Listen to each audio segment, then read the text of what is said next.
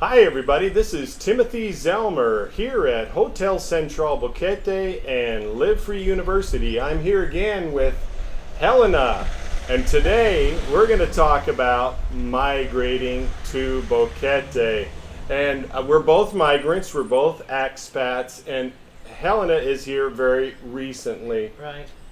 Tell us about your story. What happened to you and how did you get to Boquete? So to get to Boquete, I had to figure out first which country it was in.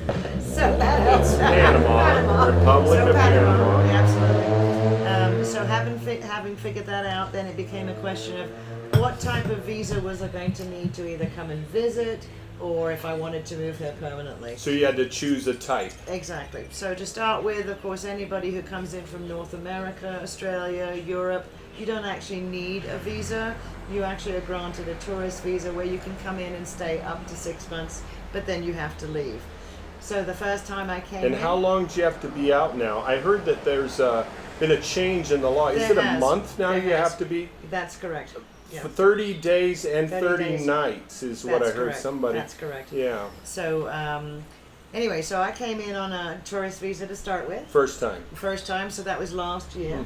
And then I made the ultimate decision, having visited here and stayed with Tim at Hotel Central, and he was an amazing host, kind of helped me, find my way around, introduced me to a local attorney who was here in town, and I went down and met with the gentleman, and we sat down and we talked about what visa options would be available. So there are several visa options that are available that you need to go through an attorney to go ahead and get. One of the most popular, which of course is here in Panama, is called the Pensionado. Now the Pensionado visa is designed for women who are over 55, men who are over 60. I didn't know that. Who can in fact get a letter from their either pension or annuity or Social Security that confirms that they do have a regular monthly income of over $1,000 per month. That's US. I see. So that's the Pensionado. And then the other one, which I'm the one who ended up going this way, it's called Friendly Nations visa. Yeah. And Friendly Nations means I was able to go ahead and move here because I could confirm that I had sufficient funds to be able to live here comfortably without any support from the Panamanian government. I see. And that's what I ended up doing was the actual it's called the Friendly Nations visa. Now, what's interesting is because I am at retirement age, but I have not started taking my pension, is I actually do get all of the discounts that are available under the Pensionado effort, and that's called an Ubalada. And the Ubalada actually gives you discounts on things like airfare, restaurants, some retail operations, and it's phenomenal. I mean, even theaters, movie theaters, I mean, there's just like a whole list.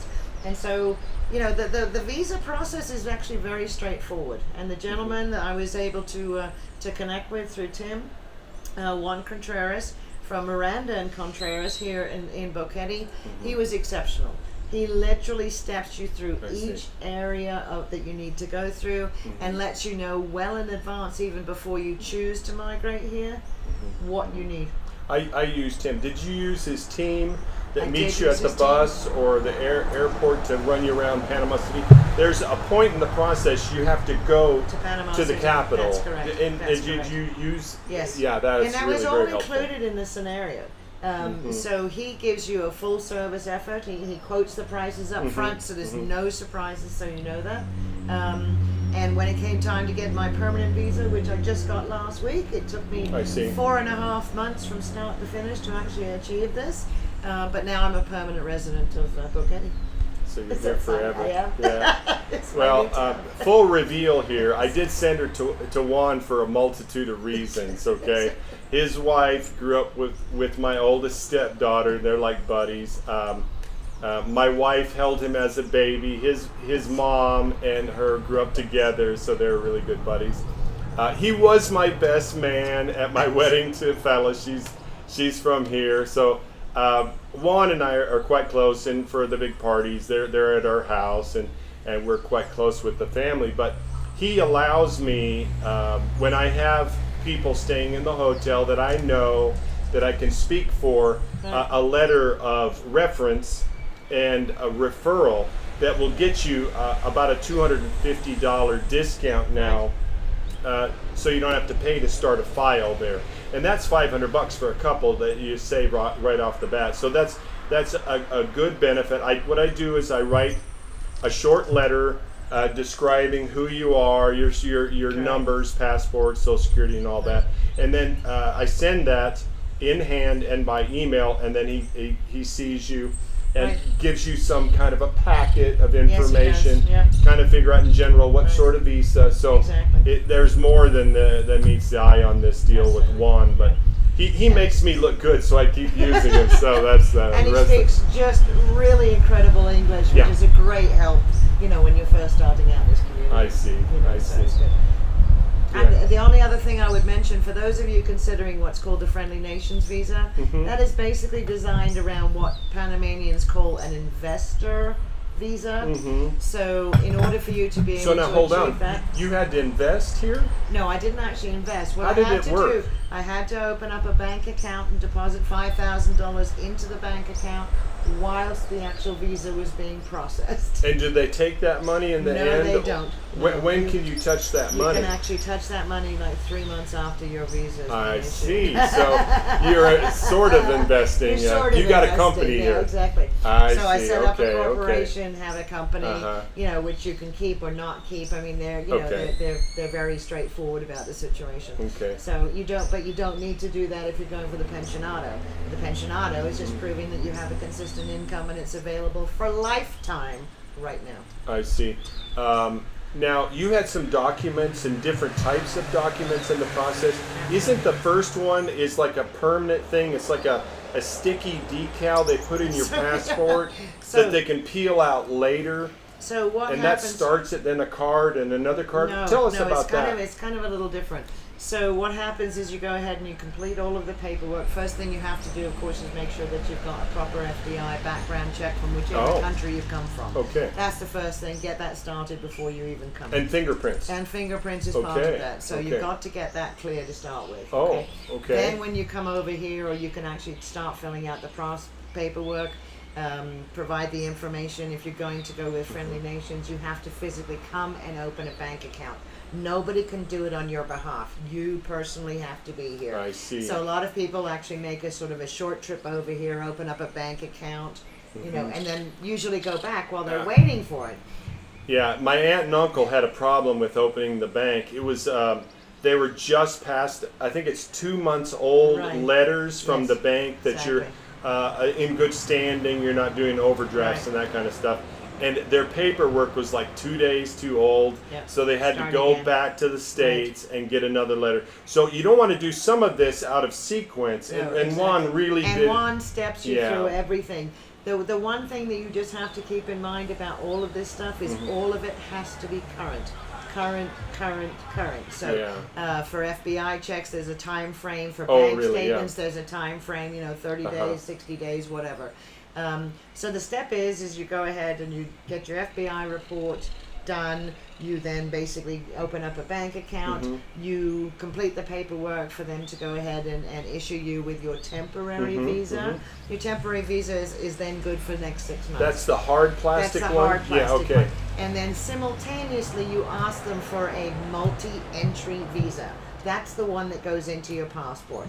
And again, that multi-entry visa allows you to come and go from Panama, if you choose to, without any issues at all, because you're already in the process. Now, were you able to get in the short line for Panamanians at that point instead of the foreigner? No. At what point did that change for you? That changes once you actually get your permanent visa. I see. Yes. And that's what you hold now. That's what I hold now. And do you have what they call an e-cedula? No, e-cedula is the final effort. Okay. So the e-cedula is basically the equivalent of, in America, what we would call a Social Security card. Yeah, and that's what I have now. Yes. So you go through the process, you get your permanent visa, Then you apply for your e-scheduler, which once you've got your permanent visa takes about 45 days. That will require you to go back to Panama City. Juan's team picks you up from the airport. I did that with Lourdes. The guy Yes, was on exactly. vacation, so I got to spend a Yeah, day there with you go. her. Yeah. Yeah, and got really. Lourdes, She's she's a wonderful amazing. lady. It's Yeah. Juan's partner. Yeah. Lourdes Miranda is Yeah. actually like my wife's second cousin, or her mom is. It's a very small village. So that's that step. Is to get your your e-scheduler, as it's called. People call it scheduler. That makes you an Ubalada officially. Yeah. That's the term for it. E is for extranjero, or foreigner, that you were foreign born. Right, exactly. And then the final process, of course, is getting your driver's license. Now, I will mention on driver's license, because this is one thing that catches expats out. You can only drive a car here initially when you come in as a tourist or on a temporary visa for 3 months maximum. You cannot constantly drive a car. If you get stopped, you're going to know about it. So What happens then? you say, and then I'll tell my I'm an idiot because story. the laws Yeah, are yeah. changing every day now, Yeah. so I'd highly recommend that you stick to that rule. Okay. Yes. 3 months. Don't be like maximum. Timmy, Don't yeah. be a Timmy. Yeah, Don't be a Timmy. they have these traffic stops here. Sometimes they just pop up. There's two guys on a motorcycle, or the chief or somebody, and so they stop, ask everybody for their insurance, their passport if they're a foreigner, Right. and or a permanent document. And for the guys like me, I was like 3 months and a day, and literally right here at the big boulder, Right. 100 meters from here. They towed away my car. They came. We waited for an hour to wait for one of these flatbeds. Towed Yes. my car up. It cost me just shy of $300 Correct. for storage, towing, and the Right, fine. right.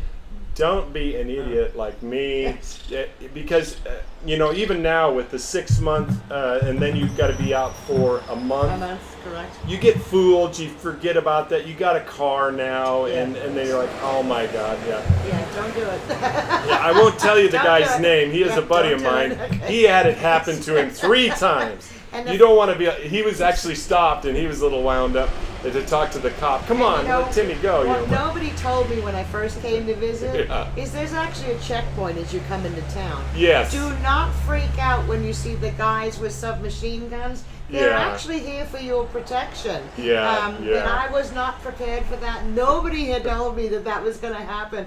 You get very used to seeing the police around here with Yeah. guns. There's not a lot of people that own guns, which is great. It's actually for the protection. And here's good news. It was just announced last week that the current mayor of Boquete has now signed a contract. Boquete will be the third only district in the entire area of Panama to actually have downtown surveillance cameras, which are going to Yeah. be linked to the police. So Yeah. Boquete is very, very Yeah, safe. yeah. And the reason you see bars on windows is it's a requirement under Panama law in order for you to be able to get insurance. Yeah, it's pretty safe here. So it's It really is incredibly pretty- safe, incredibly. Yeah. So your final step, and here it is before I bore you to tears, your final step is Mm-hmm. once you get your e-scheduler, or your scheduler as it's called, then you Mm-hmm. go ahead and get your permanent driver's license, which is done in David, and that's it, because your Mm-hmm. driver's license number is attached to your scheduler. If you go ahead and get a driving license before you Do it get your second. scheduler, Yeah, do it second, then not you will first, have to yeah. go back and do Yeah. it again because it's all tied to that card. Yeah, and I went to the embassy to get my Montana driver's license certified. Right. They have a process called apostilling, Right. where you end up with the document with like a round It's the brass stamp. It's a ring. stamp, yeah. It's a way to make it a certified document. At what point were you needing apostolized documents? All the way down the line. Yeah. You get very used to having everything done. Panama has to certify it. The U.S. Embassy actually does come into Boquete Yeah. every 3 to 4 months. So if it's within that process time, you can actually take your documents over there Yeah. for a nominal fee, and we're talking silly. Yeah. To get it all done. I'm gonna need some notarization. I just got a letter from them. They're very, very responsive. I Absolutely. asked them, when are you coming up next? You can just go online to find Right. U.S. Embassy Panama and send them an email. They're very, very good to help us Yep, up here. exactly. This is a special policing area, like she's saying, and the cops are super friendly, but they do look a little bit scary. People freak out. We have a security stop below us at the Caldera cutoff, what is about 5 miles down. Yeah. Mm-hmm. Yep. So everybody gets stopped there, and like if you go river rafting, that if you're changing to a different province or a major area away, they'll have these stops. So you must have your passport always make with sure you that you've when got- you're you can- traveling right. around the Absolutely. country. Absolutely. That is Yes. essential. You will get off the bus and go back to Boquete. You will not go river rafting. Right. So that's Exactly. it is a kind of a high security area. It's a tiny country, Right. and some of the neighboring countries have some security issues. Right. So we Not really here. are lucky to have the Very policing, the military, Very and security. Is there anything else you can think of about migrating here? Are you glad you did this? Oh, absolutely. Was I helpful Yeah. at all? So, having come from high stress corporate America, where I came from, Yeah. okay, to actually come to Boquete, I watched my blood pressure drop by about 25 points in the first week. Wow, that's excellent. And now healthy as all get out, but we'll have more on that later on. All righty. Well, this is Timothy Zellmer and Helena here at Hotel Central Boquete. Nice view, huh? Notice the hammocks.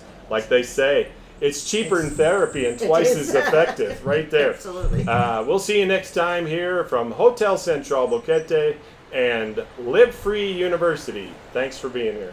Bye-bye.